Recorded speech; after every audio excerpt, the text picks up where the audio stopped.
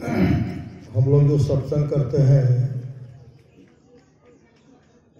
परमाराध्य सदगुरु महाराज हम लोगों को आशीर्वाद देते हैं। आशीर्वचन मैं आपको उपदेश की बात कहने नहीं आया हूं। उम्र के ख्याल से मैं आशीर्वाद दे सकता हूं, क्योंकि आप लोगों से मेरी उम्र अधिक है। मैं अपने लिए जो भलाई सोचा हूं, वही भलाई आप लोगों के लिए भी चाहता हूं। मैं वर्षों तक सोचा तो दृढ़ हो गया कि संतों के ज्ञान जो मंगल है, वही असली मंगल है। इस मंगल के लिए भजन सत्संग करते रहें और सदाचार का पालन कर अपने को पवित्र बनाए रखें। सदाचार के पालन में आपको बल मिलेगा और संसार में प्रतिष्ठा होगी। यह प्रतिष्ठा सबसे अधिक प्रतिष्ठा है। जो भजन साधन करते रहेंगे तो उनको खाना दाना और कपड़ा की कभी कमी नहीं रहेगी। सुख दुख का परवाह नहीं करते हुए भजन साधन करते रहना चाहिए। मैं ईश्वर से प्रार्थना करता हूं कि आप लोग सुखी रहें। परम पूज्य संत सदगुरु महर्षि में परमहंस जी महाराज की आशीर्वचन दिनांक 22 मई 1967 ईस्वी को बिहार राज्य अंतर्गत भागलपुर स्थित महर्षि में आश्रम कुप्पा घाट में हुआ था। अभी हम लोग सुन रहे थे ध्यान किस तरह करना चाहिए, परमात्मा का दर्शन कैसे होगा। अपने आत्मा का दर्शन हो जाना समझिए परमात्मा का दर्शन हो गया। अपने को पहचान लिए, सबको पहचान लिए। पहचानने के लिए कुछ बाकी नहीं रहे। इसके लिए समय लगाना पड़े, समय लगाइए। अभी दान का भी महत्व सुनते, दान का। भगवान कृष्ण की उंगली कट गए थे। महारानी द्रौपदी अपने कीमती वस्त्र को फाड़ कर भगवान कृष्ण की उंगली को बांध दी थी। खून बहना बंद हो गया। भगवान कृष्ण कहते हैं, जा रे बहन, तुमको कभी भी वस्त्र की कमी नहीं होगी। महारानी द्रौपदी कह रही है, भैया आप क्या बोल रहे हैं? अरे मैं तो महारानी मेरे पास इतना वस्त्र है कि कभी वस्त्र की कमी हो ही नहीं सकती। भगवान कृष्ण मुस्कुराते हुए कहते हैं, पगले, इसके बारे में तुमको पता नहीं है, लेकिन मुझे पता है।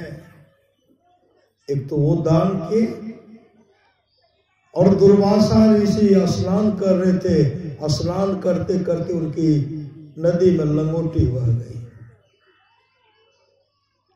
और उस समय महारानी द्रौपदी उनको कीमती वस्त्र दी, कीमती वस्त्र।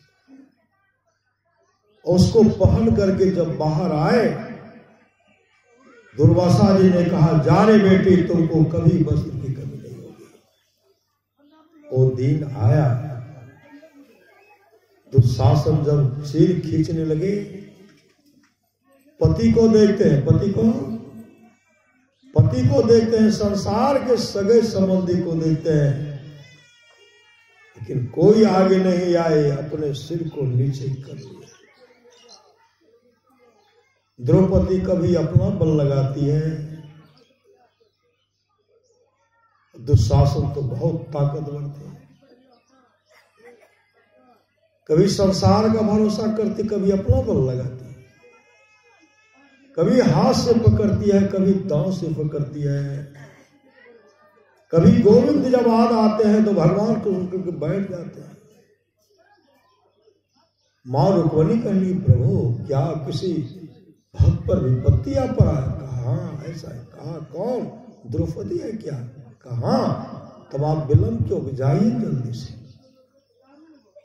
भगवान कृष्ण कहते वहां जाने के तो उड़ता हूं, लेकिन जब दूसरे पर भरोसा करने लगते तो मैं बैठ जाता। मां रुक्मिणी वहां से आई, महारानी द्रौपदी के कान पर बैठकर मक्खी के रूप में मनमनाती कर दिया। अरे द्रौपदी, अरे गोविंद को भजो, गोविंद को भजो, गोविंद को भजो। जैसे वो गोविंद को पुकारते हैं, पुकारने में देर, आने में देर नहीं लगा। जैसे पुकारते भगवान कृष्ण प्रकट हो गए और भगवान कृष्ण वस्त्र रूप धारण किए।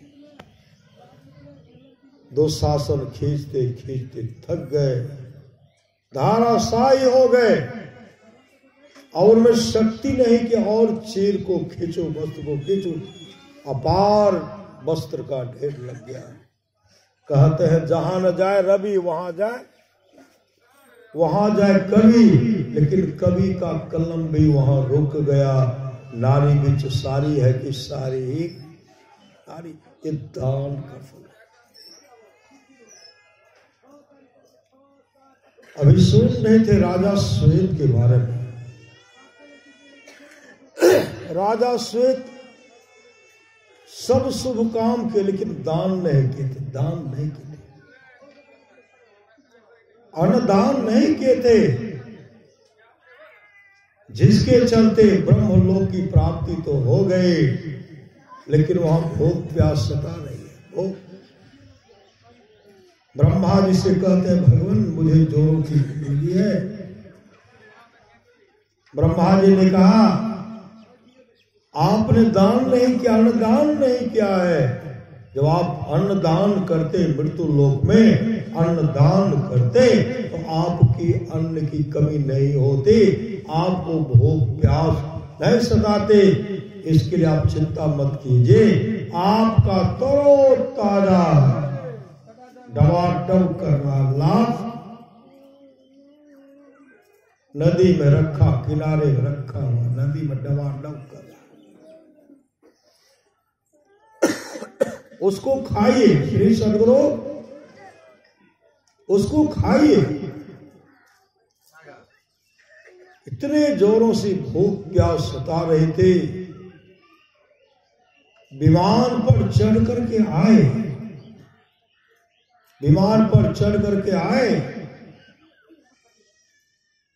सारा गला मांस को खाते, मांस को खाते,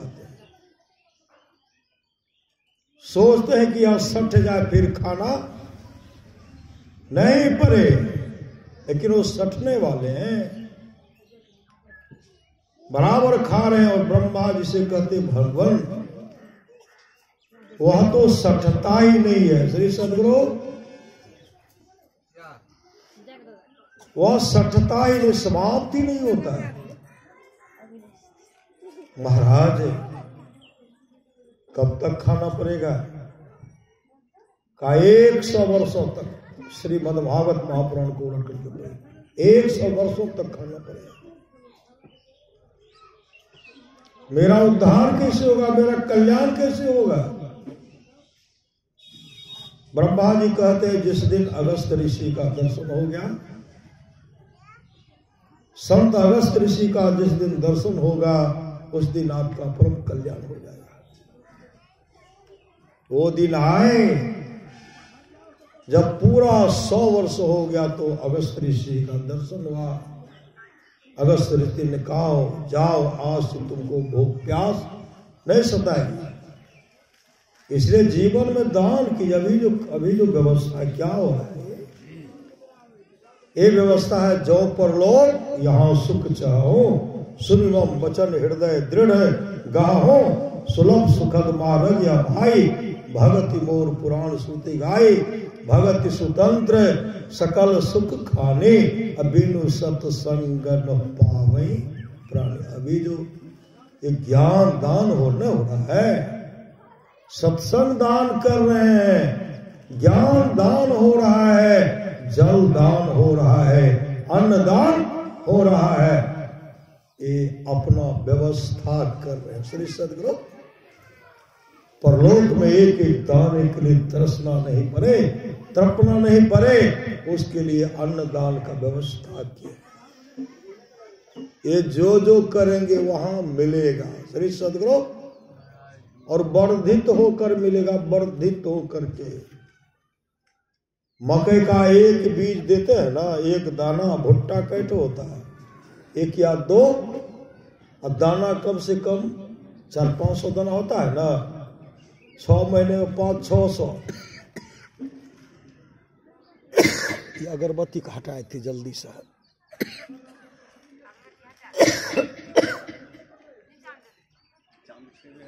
हटा दियो एकदम वो बगल जाइए।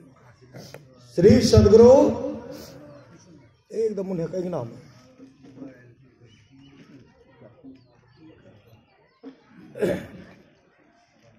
श्री सदगुरु एक वर्धित होकर के आता, आपके पास आता है। आप लोग जानते हुए सच्ची घटना है, एक आदमी बहुत कंजूस, वो कभी सत्संग में नहीं जा, सत्संग में जेबे नहीं करते थे। सत्संग में जाएंगे, वो दूध बेचने का काम करते थे, दूध बेचने का, और दूध में मिलावट करते थे। दूध को कैसे बनाते थे,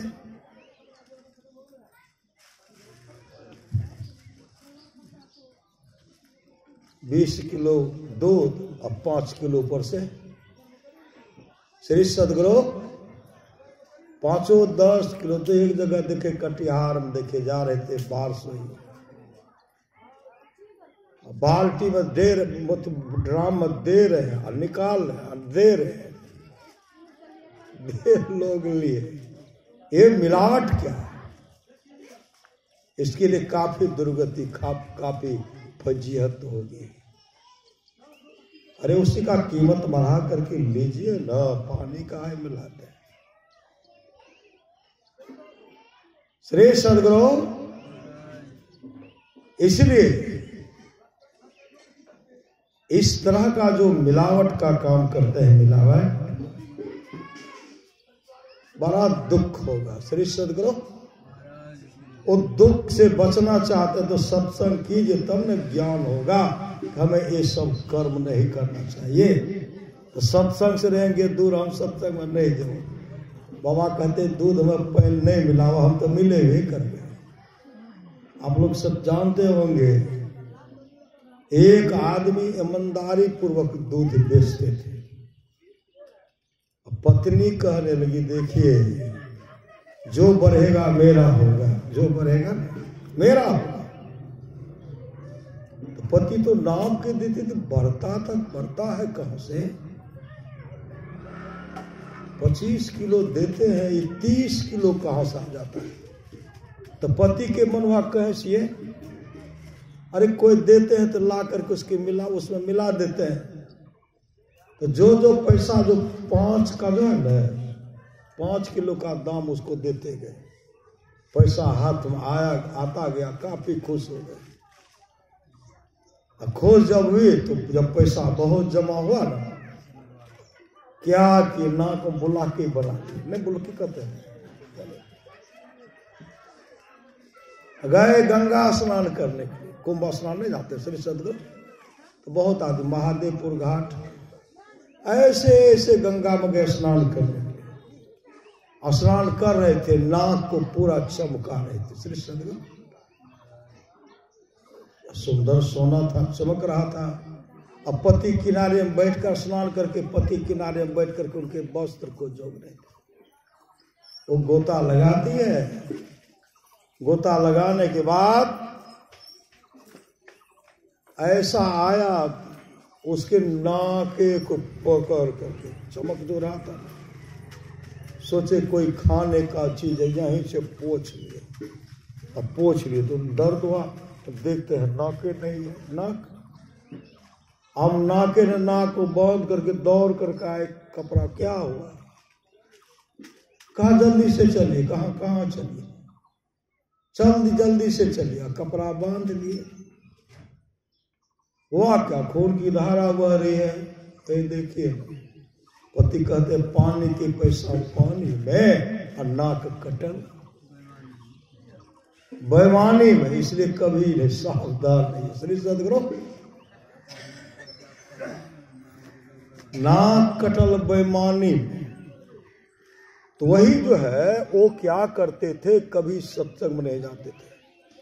सत्संग में जाएंगे तो बाबा कहेंगे ये सब काम मत करो, लेकिन जब परमात्मा की कृपा होती है, नहीं चाहते हुए भी आपको आना पड़ेगा, जब उनकी कृपा होगी। एकाएक जहां जो रहे थे ना, महात्मा जी प्रवचन करते हैं, जो जीवन में थोड़ा पल भी, थोड़ा देर भी सत्संग सुन लेंगे, उसका परम कल्याण हो जाएगा। अब पहले तो कान में उंगली बंद करके जा रहे थे, कांटा चुभा सुनते हैं।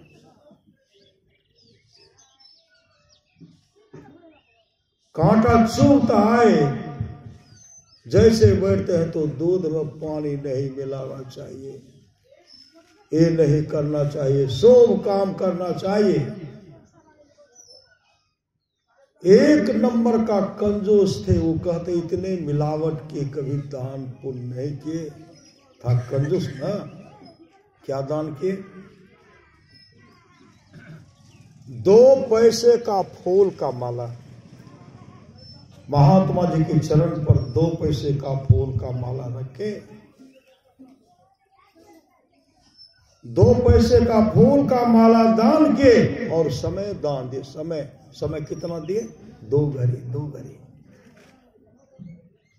2 घड़ी तक शांत चित्त हो करके सत्संग का श्रवण किए, न इधर न उधर, शांत चित्त हो करके नाम का सुमरन करते सुन रहे थे ना। और सिकंदर एक एक श्वास के लिए तरसते रह गए। डॉक्टर मुझे बचा लो, ढेर सारा धन दूंगा, सोना चांदी हीरा जवाहरात का अंबार लगा दूंगा, जिससे कि मैं अपनी मां का दर्शन कर सकूं। डॉक्टर ने कहा, हे विजेता, आप दुनिया की तमाम दौलत मेरे हवाले कर दीजिए, लेकिन आपके श्वास में एक भी श्वास जोड़ने को किसी को ताकत नहीं है। उस समय सिकंदर पश्चाताप करते हुए कहते, काश अगर हम जानते दुनिया की तमाम धन दौलत देने के बाद भी मेरा अपना प्यारा सा श्वास कोई वापस नहीं दे सकता, तो मैं अपने अमूल्य श्वास को बर्बाद नहीं करता। महापुरुष की वाणी है, कहता हूं कह जात हूं, कहीं बजाए ढोल, सौसा खाली जात है 3 लोग का मोल। आज वो 2 घड़ी तक एक टक संत को देख रहे हैं और सत्संग सुन रहे हैं। जब उसका शरीर छूटा, जीवन में तो कभी शुभ काम था नहीं। चित्रगुप्त डायरी जब उलटते हैं, देखते सबसे नीचे लिखा हुआ है, 2 पैसे का फूल का माला महात्मा जी के चरणों में दान। 2 घड़ी सत्संग सुने, इसका फल क्या हुआ? तमाम विचार करते हैं कि इसके लिए एक काम किया जाए, या 2 घड़ी जब सत्संग किया, इनको इंद्रलोक की गद्दी दे दीजिए। 2 पैसे का फूल का माला भी दान किया ना, इंद्रलोक की गद्दी इनको दे दीजिए। कितने दिन के लिए? 1 महीने के लिए।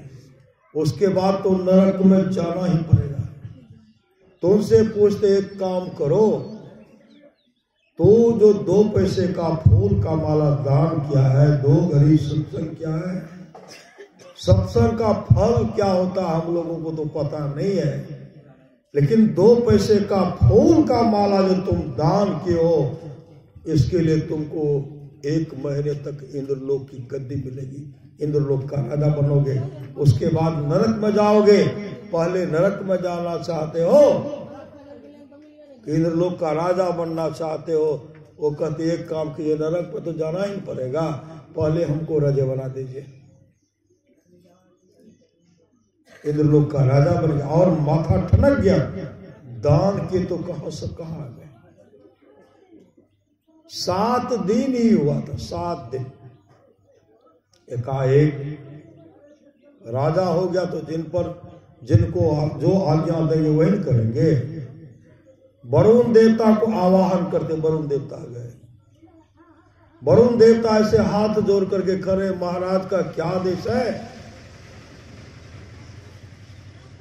एक कहते हैं देखिए, अभी मृत्यु लोक में जहां जहां सत्संग हो रहा है, गंगा यमुना की पवित्र नदी की धारा जो बह रही है, जहां संत महात्मा का आश्रम है, मेरा आदेश है 2 घड़ी तक सोना की वर्षा कर दो। सोना की वर्षा, सोना का वर्षा करो, 1 बूंद भी पानी नहीं गिरे। आदेश हो गया। पानी अगर 2 घड़ी ठीक से हो जाए, जलमग्न हो जाता है। अब बड़ा बड़ा चट्टान एक जगह नहीं, जहां जहां सत्संग है, जहां हो रहा है, जहां जहां संत महात्मा का आश्रम है, ध्यानी संत महात्मा ध्यान कर रहे हैं, सोना लाल की वर्षा कर दो। पहाड़ के जैसा ढेर हो गया, एक जगह कई जगह। उसके बाद उनका धीरे धीरे समय हुआ, और समय होने पर वो जब हुआ, पूरा हुआ, उतर गए, सिंहासन से उतर गए। उतर करके आगे जब बढ़ते हैं तो जमराज कहते हैं आप कहां जा रहे हो। कहा मुझे तो 1 महीने का समय मिला था, मैंने 1 महीना सिंहासन का सुख तो भोग लिया, अब तो नरके में जाना पड़ेगा ना। जमराज कहते अब कहीं नहीं जाना, आपने समय का सदुपयोग किया है। समय रहते ही आपने इस संसार के तमाम के लिए आपने सोना दान किया। ये तो सोना यहाँ था कहाँ, श्री सदगुरु। अभी सोना का खान, सोना का पार मिलता है, कोई फसल लगता खेती, उसी महापुरुष की देन है जो वरुण देवता को आदेश दे सोना की वर्षा करो, वही सोना का ढेर है। ये सत्संग का फल है। अगर सत्संग नहीं सुनते, इस तरह की लोग की प्राप्ति होती उनको। हम लोग जो किसी तरह अनचाहे मन से भी अगर दान करते हैं ना, वह आपके पास सहस्त्र गुना वर्धित होकर के आता है। सच्ची घटना आप लोग जानते होंगे। एक जुआरी था, जुआरी यानी कि अब जुए खेलिए श्री सदगुरु। अरे जुआ में खेलने में युधिष्ठिर जैसे धर्मात्मा सबको हार गए, पत्नी तक को हार गए और दर दर की ठोकर खाए। इसलिए जुआ से हमेशा दूर रहना चाहिए। वो जुआ जो खेलते थे सब दिन हार जाते थे, सब दिन जुआ में सब दिन हार जाते थे। एकाएक एक दिन विचार करते हैं, आज अगर हम जुआ में जीत जाएंगे ना, अपनी प्रियतमा के लिए, उसके लिए फूल का माला ले जाएंगे जो जुआ में जीतेंगे। जुआ में जीत गए तो शरीर है जीर्ण शीर्ण, फूल का माला खरीदे। जिनको फूल का माला देना था वहां जब गए, वो यहाँ थे ही नहीं। पता लगाते कहा बहुत दिन पहले चले गए, कब आएंगे, कहा इसका कोई ठिकाना नहीं है। सामने में शिवलिंग था, शिवलिंग रखा हुआ था। अनिच्छा से शिवलिंग पर नहीं चढ़ाना है, उनको उनके लिए देना है। लेकिन मरणासन है, अंतिम क्षण है, करो तो क्या करो, अनिच्छा से वो धराम धरती पर गिरते हैं। हाथ में जो फूल का माला था वो शिवलिंग पर चढ़ता है। श्री सदगुरु शिवलिंग पर चढ़ता, उसी समय उसका शरीर छूट गया। जमदूत आए उनको लेने के लिए। जमराज की अदालत में उनसे हिसाब मांगते हैं, तुमने जीवन में क्या सब किया। तो जीवन में तो सब दिन जुए खेले, हारते जाते थे। श्री सदगुरु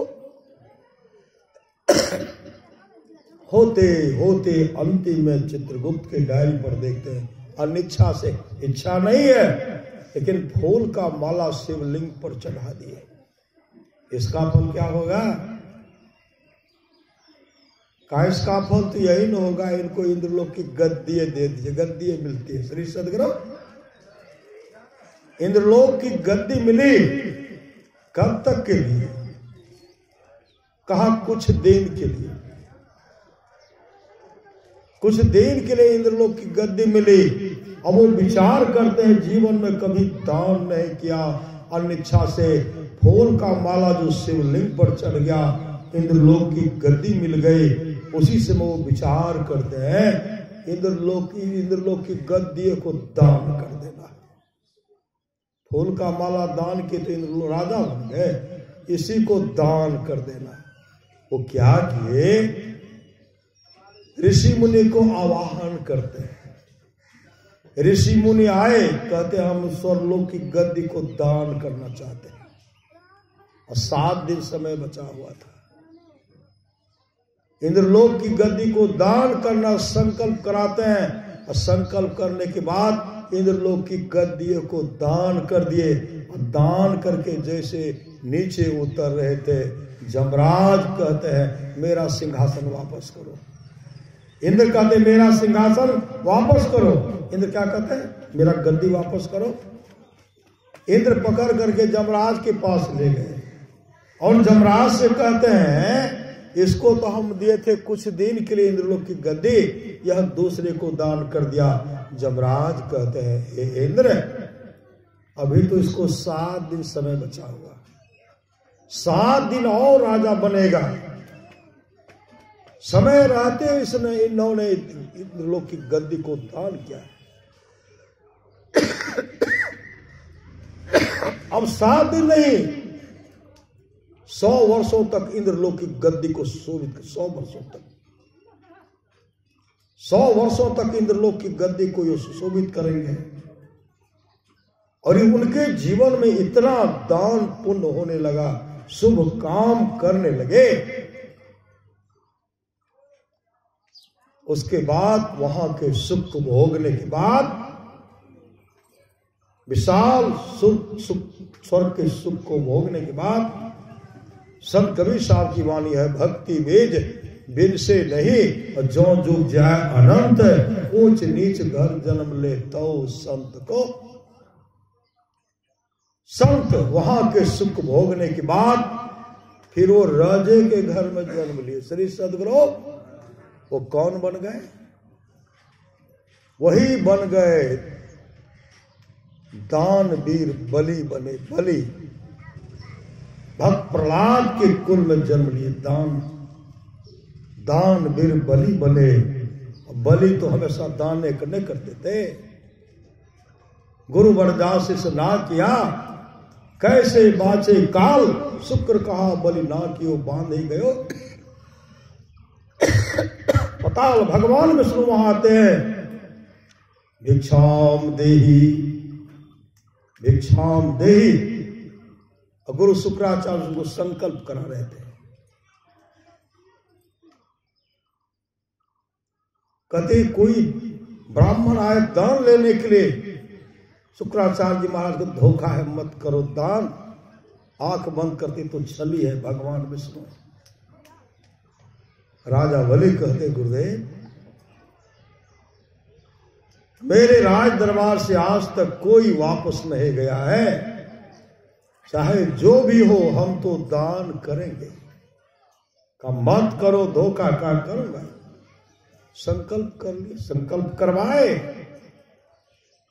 कहा हमको क्या, कहा बहुत थोड़ा 3 पग भूमि चाहिए। श्रीमद्भागवत महापुराण को उलट कर 3 पग चाहिए हमको। राजा बलि क्या कहते हैं, समुद्र के पास आए, कलछुल भर जल मांगते हैं। अरे और अधिक मांगे ना। बावन भगवान कहते नहीं 3 पग चाहिए, 3 पग। संकल्प कर लिए 3 पग, और 3 पग में 1 पग में आकाश से पाताल तक नाप लिया, दूसरे पग में सारे भूमंडल को नाप लिए, विशाल रूप धारण किए। तब कहते तीसरा पग कहाँ रखा हूं, तीसरे पग का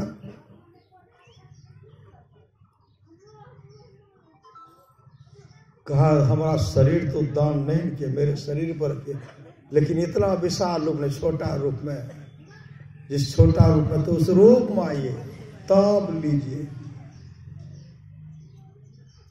जैसे भगवान बावन उनके सिर पर पांव रखते हैं, गरगराते ही पताल चले गए। श्री सदगुरु पताल लोक को चले गए। अब पताल लोक जब गए, पताल लोक का राजा उनको बना दिए। ये दान का फल है। अनिच्छा से फूल दान, फूल का माला शिवलिंग पर दान के तो कहां से कहां चले गए। अब वहां कहते हैं भगवान बावन विष्णु भगवान प्रकट हो गए। बलि मांगो, क्या मांगते हो। बलि जी महाराज क्या कहते, इतना विशाल सम्राट जो दिया, पताल लोक का राजा दिए बनाए हैं, इसका देख रेख कौन करेगा, हम कहां से सिपाही को बनाएंगे। श्री सदगुरु आप ही इसका देख रेख कीजिए, द्वारपाल बन करके यहाँ रहिए, और राज का संभालूंगा तो आपका दर्शन करूंगा, आप संभालिए। भगवान विष्णु कहते तब तो हमको यही रहना पड़ेगा। तो राजा बलि कहते हैं दिए हैं आप, तो देख रेख कौन करेगा। अब वहां पहरेदार का काम कर, द्वारपाल का काम करते हैं। अब विष्णु लोक की गद्दी खाली है। देवर्षि नारद बहुत दिन के पास गए, नारायण नारायण नारायण। मां लक्ष्मी दौड़ करके आई। देवर्षि प्रभु कहाँ है, कहा प्रभु कहाँ है। जो लेते हैं देते भी हैं, देते हैं तो बंधे हुए। कहा राजा बलि के यहां उनके द्वारपाल बन करके पहरा कर रहे हैं, पहरा कर रहे हैं। पहरेदार वापस कैसे आएगा, कहा आप जानिए, आपका काम जाने। कहा कोई युक्ति तो बताइए। धीरे धीरे रक्षाबंधन का समय आ गया, रक्षाबंधन का समय आ गया। देवर्षि नारद कहते एक काम कीजिए, थाल को सजा करके जो भी है मोर मिष्ठान लेकर के, राखी लेकर के जाइए, रख और उनको भाई बना करके, भाई मान करके उनको बांध दीजिए।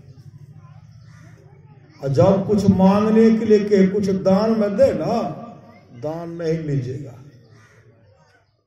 तब वो कहेंगे क्या चाहिए, तब आप यही कहिएगा आपका जो द्वारपाल उसको मुक्त कर दीजिए। श्री सदगुरु मां लक्ष्मी पूरे थाल को सजाकर राजा बलि के दरबार में जाते हैं। कहते हैं कहाँ है, कहा रक्षाबंधन का दिन है, मैं आपको राखी बांधूंगी। तो बलि कहते तब तो हम भाई बहन हो, कहा बंधवाए। राजा बलि प्रसन्न हो गए, कहा तो बहन ने मांगे, क्या मांगते हैं। फिर राजा बलि कहते तमाम आभूषण ला करके जेवर जान दे दो, ऐसे दे दो। अब नहीं ले रहे। तब कहते क्या चाहिए बहन, बहन मांगो, क्या मांगती हो, अपने भाई से क्या मांगती। कहा भैया अगर आप खुश हैं तो आपका द्वारपाल उसको मुक्त कर दीजिए। श्री सदगुरु राजा बलि कहते हैं भगवान जैसे मुक्त करते हैं, भगवान विष्णु अपने रूप में आए, मां लक्ष्मी अपने रूप में आए। ये दान का फल है। श्री सदगुरु लाख करो तुम पूजा तीर्थ करो हजार, दीन दुखी को ठुकराया तो सब कुछ है बेकार। गरीबों की सुनो वो तुम्हारी सुनेगा, तुम 1 पैसा दोगे वो 10 लाख देगा। श्री सदगुरु दान के रूप में हम लोग को तो प्रत्येक दिन मौका मिलता, क्या मिलता है? पहला रोटी गाय को दीजिए, दूसरा रोटी कुत्ता को दीजिए, तीसरा कौवा को दीजिए। साधु महात्माओं को श्रद्धा पूर्वक जो अन्न दान होता है जो कराते हैं, चींटी को भी चीनी दान करते हैं। दान का बहुत बड़ा फल होता है, आप लोग जानते होंगे। सुमुक्त गिर साधारण सैनिक था, साधारण सैनिक। वो नौकरी पर से आज छुट्टी मिल गई, घर आए तो बीमार पड़ गए। बीमार पड़ गए तो क्या शिकार खेलते थे, घोड़ा पर चढ़ गए, अब बंदूक लेकर के जंगल को निकले शिकार खेलने के लिए। कहीं कोई मिलेगा तो उसको मार करके मांस खाएंगे। आगे बढ़ते बंदूक लेकर, श्री सदगुरु बंदूक लेकर के जैसे बढ़ते जंगल को उड़ जाते हैं। एक हिरनी को देखे, हिरनी के बच्ची को देखते हैं। घोड़ा दौड़ा करके हिरण की बच्ची को तो पकड़ ली, हिरनी की बच्ची को पकड़ ली, लेकिन हिरनी को नहीं पकड़ पाए। वो झाड़ में छिप गए, बहुत प्रयास किए, जब नहीं मिला बच्चा का पांव बांध करके पूरे झाड़ में खोजे, जब नहीं मिला ना, घोड़ा पर बैठ करके अब बच्चे का पांव बांधा हुआ था लेकर के आ रहे हैं और मन में यह सोच रहे हैं मिला भी तो छोटा बच्चा। श्री सदगुरु बड़ा मिलता तो बड़ा का मांस खाता, मांस बेचता भी, उससे कुछ और व्यवस्था मेरा हो जाता, लेकिन मिला भी तो छोटा, कितना मांस इसमें होगा। यह सोच कर जो आगे बढ़ रहे थे, बहुत आगे निकल गए थे। श्री सदगुरु जब पीछे मुड़ करके देखते हैं, जो हिरनी झाड़ में छिप गए थे, पुत्र मोह के चलते मेरे पीछे पीछे आ रही है। सुमुक्त गिन के हृदय में दया आ गई, दया। इतना कठोर निर्दय मैं हूं, इनके बच्चे के मांस को खाने के लिए मैं इसको पकड़ करके ले जाऊं, जीव आस्वाद के चलते। कितना कठोर मैं हूं, हृदय में दया आ गई। उसी समय घोड़ा को रोकते हैं, बच्चा का जो पांव बांधा हुआ था पांव को खोल दिए, जमीन पर रखते हैं। बच्चा मां के पास गया, मां लेकर के उनको जंगल चला गया। रात में सुमुक्त गिन जब घर पहुंचते हैं, रात में जब सोए, स्वप्न में क्या देखते हैं? देश का जो बादशाह था, बादशाह मारा गया और किसी तरह उनकी मृत्यु हो गई। और तमाम मिल करके जो सेना था, सुमुक्त गिन को ही देश का बादशाह बना दिया। स्वप्न में देखते हैं, काफी खुश हो गए, नींद टूटी। नींद जैसे टूटती है, एक आवाज होती है, ऐ सुमुक्त गिन, आज तुम एक गरीब हिरनी के बच्ची पर दया किया है और तुम्हारा नाम परमात्मा जो है बादशाह के खाते में जोड़ दिया है, तो देश का बहुत बड़ा बादशाह बनोगे। वापस नौकरी पर गए। 7वें दिन ही देश का जो बादशाह था, अचानक उनकी मृत्यु हो गई। सब मिल करके गद्दी पर सुशोभित कर दिए, देश का बादशाह बना दिए। ये दया का फल है। श्री सदगुरु लाख करो तुम पूजा तीर्थ करो हजार, और दिन दुखी को ठुकराया तो सब कुछ है बेकार। आप लोग जानते होंगे, सच्ची घटना है, परम पुराण का घटना है। एक बहेलिया था, बहेलिया का काम यह है कि पशु पक्षी को फंसा करके मारना, काटना, बेचना उनका काम था। पूस का महीना था, बहेलिया 1 महीने तक बीमार पड़ गए। 1 महीने तक पहले देखते थे पूस महीना में कितना झर झर पानी नहीं पड़ता था, सब व्यवस्था, सूर्य का दर्शन ही नहीं होता था, बूंदाबूंदी पानी। एक महीने तक बिछावन पर पड़े रहे। बेहलिया कहते हैं कई दिन से मांस नहीं खाए। उसी समय जंगल से, उसी समय घर निकले। चिड़िया फंसाने वाला जो लकड़ी है गोंद उंद ले लिए, घर से निकलते एक बगीचा में गए।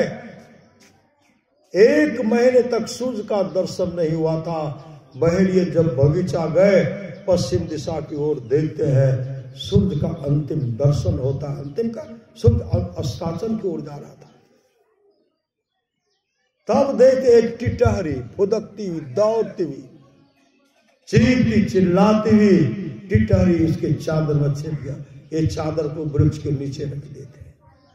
चादर में जैसे छिपता है, चीखते चिल्लाते, बेहलिया के मन में हुआ मिला भी तो एक टिटहरी जो अपशकुन होता है, इसका तो लोग मांस में नहीं खाते हैं, मेरा तो जतरे खराब हो गया। जैसे उसको निकालना चाह रहे थे, उसी समय तब तक में एक बाज झपेटा लगाते हैं। बाज को जब बेहलिया देखते हैं, बाज को देखने के बाद बेहलिया के हृदय में दया, मतलब दया की महिमा का शीर्षक है, दया आ गई।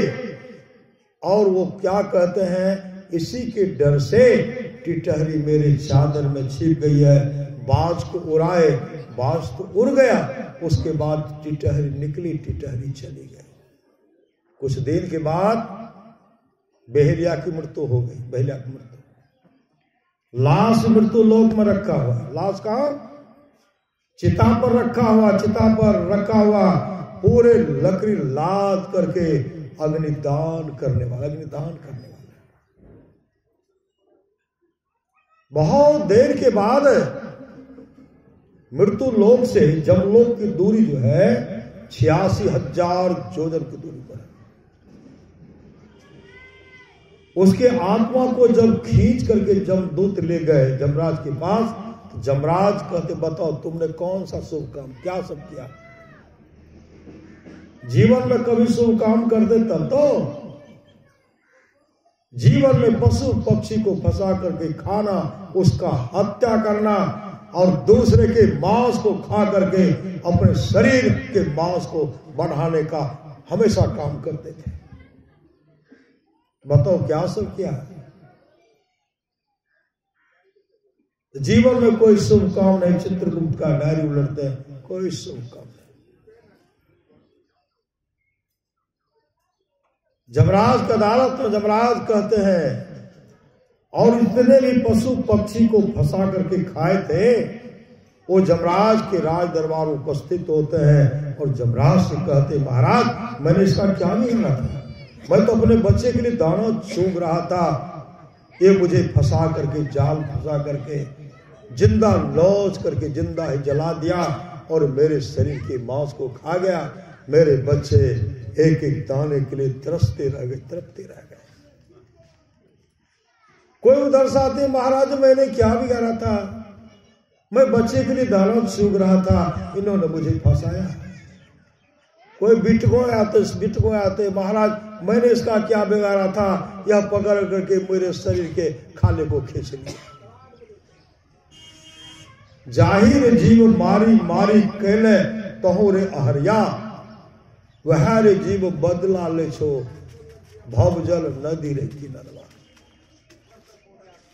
ये तमाम तरह से जो आए, कोई कहते मैं इसके आंख के डेम को नोच करके खा जाऊंगी, कोई कहते मैं से निकल जाऊंगी। ऐसे जितने को फंसा सब विकराल लोग। जमराज कहते ठीक है तुम लोग को मौका दे रहे, बारी बारी से एक बार मत आओ, बारी बारी से आओ, अपना अपना बदला लो, नोच नोच करके खाओ। जमराज कहते लो आओ सब एक जैसे आते हैं। उधर से टिटहरी फुदकती हुई दौड़ती जमराज के चरण पकड़ ली। महाराज इन पर दया कीजिए, इनको छोड़ दीजिए, महाराज इनको छोड़ दीजिए, इन पर दया कीजिए। जो जीव को फंसा करके वही जीव टिटहरी पर टूटते हैं मारने के लिए, तुम कहते हो दया करो, मेरा बच्चा दाने के लिए तरफ तरफ करके मर गया, ये मुझे फंसा कर खाया। उसी समय जमराज कहते अरे कम से कम बेचारी टिटहरी क्या करी यह तो सुन लो। तब टिटहरी कही महाराज मैं अपने बच्चे के लिए हाथ ढूंढ रहे थे, बाज हम पर झपेटा लगाया। बाज जब झपेटा लगा तो मैं उड़ते उड़ते इनकी चादर में छिप गई। चादर में जब छिप गई तो बाज से मेरे प्राणों की रक्षा की है, बाज से मेरे प्राणों की रक्षा की। अगर ये नहीं बचाते तो बाज तो मेरा खून पी जाता है। तब मैंने बच्चे का देख रही कि महाराज इन पर दया कीजिए। तो जमराज कहते हैं जो एक बार जीव पर दया करता है ना उसका 1 वर्ष उम्र बढ़ता है, 1 वर्ष उम्र बढ़ता है जो एक बार दया करता है। मैं पुनः इनको 1 वर्ष के लिए वापस भेज रहा हूं, और जब वो वहां से आएंगे तब तुम लोग बदला लेना, तब तुम लोग बदला लेना। जमदूत कहते महाराज इनके चिता में तो अग्निदान करने वाला है। जमराज खुद रास्ते में समझाते हुए कहते सावधान रहना, जितने भी जीव को फंसा फंसा करके खाए हो ना सब बदला लेने के लिए तैयार, सावधान रहना, जाओ सावधान। जमराज आकर के शरीर प्रवेश कराते हैं। वहां के जमराज की अदालत के दुख को देखकर जो राम राम नहीं करते थे उसके मुख से निकलता है राम राम। जैसे राम राम का आवाज सुने जो भी आए थे सगे संबंधी दाह संस्कार कर सब भागे, बेटा भी भागे, भाई भागे। जमराज कहते लकड़ी उतारने वाला कोई है जिसके चलते तुमने अमूल जीवन को बर्बाद किया। जमराज लकड़ी को हटा दी, कहा जाओ। जैसे घर गए पुत्र तो पतोह केवाड़ बंद कर ली, पत्नी भी बंद कर ली। पत्नी से कहते केवाड़ खोलो ना हम जिंदा कल के नहीं तो भूत भाग हम नहीं खोलो। पुत्र को कहते नहीं बाबू तो भूत बोलो हमरा से नहीं खोलो। भाई कोई नहीं। तब पत्नी को जब समझाए ना कहा जितने भी जीव को फंसा करके खाए ना सब वहां बदला लेने के लिए तैयार। एक टिटहरी पर जो हम दया किए ना जमराज हमको 1 वर्ष के लिए मौका, 1 वर्ष जीवित रहेगी, खोलो ना। हे देखो न वही शरीर चल रहे। खोलते हैं तो पत्नी तो डर फिर देखते हैं। तब पुत्र को बुलाए, तो भाई पूरे गांव के लोग घेर करके आए। और जमराज की अदालत में जो जिस तरह का जीव को कष्ट दिया जाता है सब दृश्य बताए। और बहेलिया ने कहा भैया आज तो अपने पत्नी से पूरे गांव के लोग को बचा और उसका जीवन हमेशा सत्तर में जीवन बना दिए। इसके जीवन में ऐसा आया 1 वर्ष पूरा जिसको जमदूत घसीट करके वैकुंठ लोक से विमान आया, 100 शरीर उसको विमान पर बैठा करके हरि कीर्तन करते हुए वैकुंठ लोक लेके चले गए। ये दया का फल है, दया का। श्री सद्गुरु इसलिए जीव पर दया कीजिए, परमात्मा को हो। श्री सद्गुरु आप लोग जानते होंगे प्रवचन पढ़े होंगे। एक आदमी किसी केस में फंस गया था। अब फंस गया था तो उस समय पर उनको फांसी की सजा होती। मौका दिया गया कुछ दिन के लिए, अमुक समय आपको फांसी सजा मिलेगी। तब तक वो एक घर पर आए तो क्या करते, डेली प्रत्येक दिन रुपया लेकर के बाजार चले जाते थे। बाजार, अब बाजार में देखिएगा बहुत आदमी आते, पक्षी चिड़िया लेकर के आते हैं फंसा गला बेचने के लिए। वो सबको खरीद लेते थे और पक्षी को उड़ा देते थे। पक्षी को उनका काम था खरीद करके पक्षी को उड़ा देना। उड़ाते गए। धीरे धीरे समय पूरा हो गया।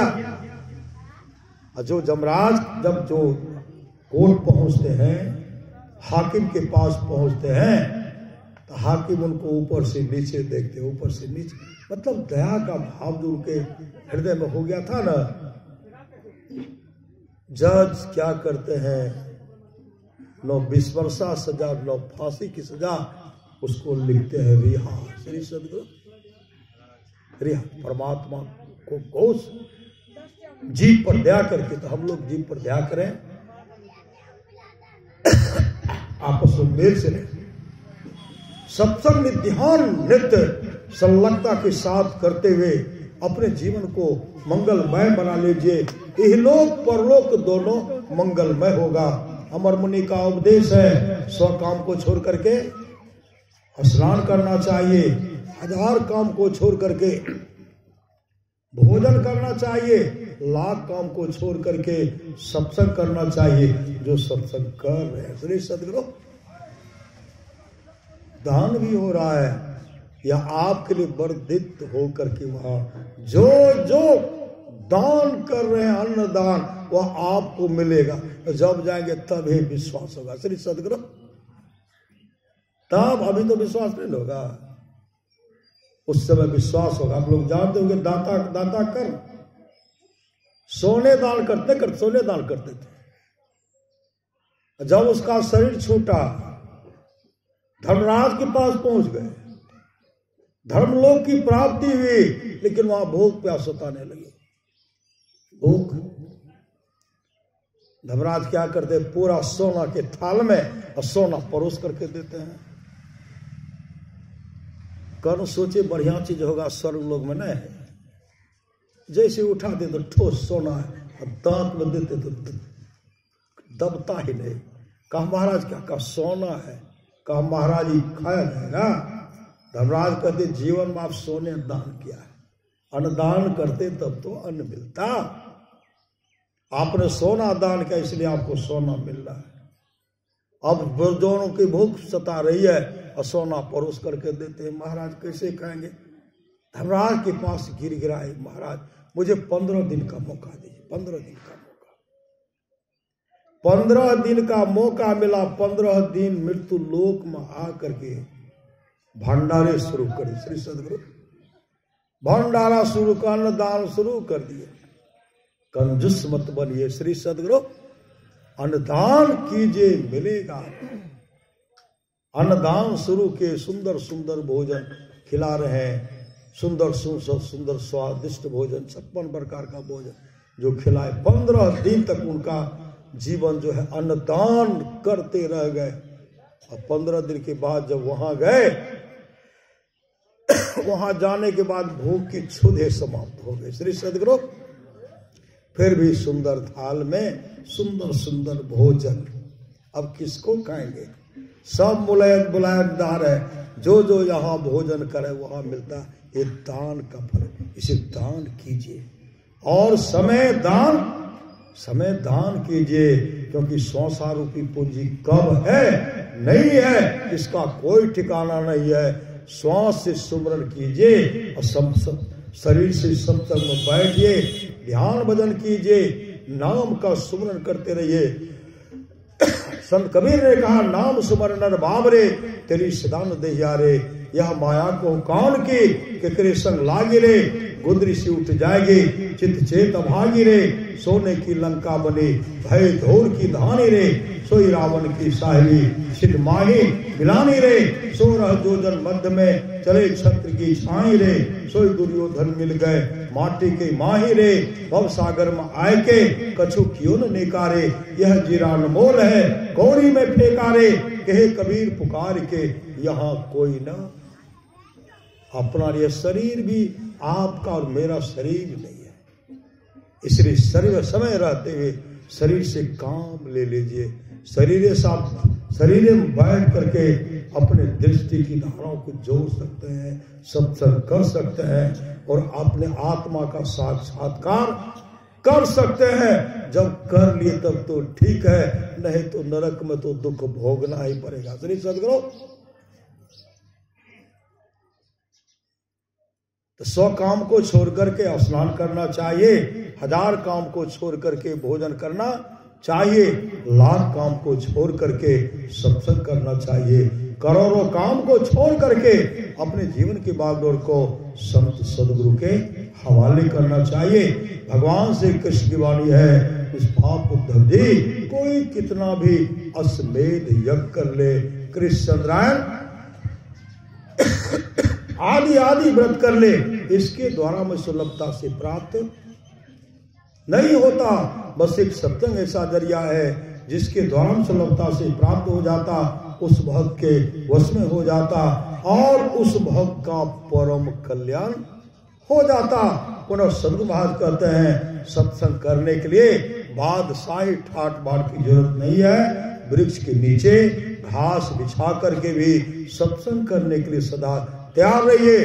पुनः सदगुरु महाराज कहते हैं जिसके आसपास में सत्संग हो वहां के लोग घर में बैठे रहे, सत्संग में नहीं आवे, नहीं जाए। समझिए ऐसे लोगों का